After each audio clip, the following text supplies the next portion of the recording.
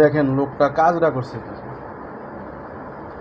সে সাধারণ একটু ফেব্রিক্সের টুকরা ওইটা নেওয়ার জন্য কত কৌশল খাড়াইছে। লজ্জা শরম থাকলে এই সমস্ত কাজ মানুষ করে? তুই তো এটা তোর বড় বড় স্যার যারা আছে, তোর উপরে যারা আছে তাদের কাছে চাইলেই পারতি। আর চাইলে যদি নাই দিত, এত কি আহামরি, এটা কয় লাখ টাকা দাম, কয় কোটি টাকা দাম, তুই এটার জন্য এরকম অপমান অপদস্থ হইলি? তোর আত্মীয় স্বজন আছে, শ্বশুর বাড়ির লোকজন আছে, তোর ছেলে সন্তান থাকলে সবাই তো এই ভিডিওটা এখন দেখবে। এই ফেব্রিক্সের টুকার লোকটা তুই সামলাতে পারলি না, যেই থালো খাস সেই থালি ফুটা করস।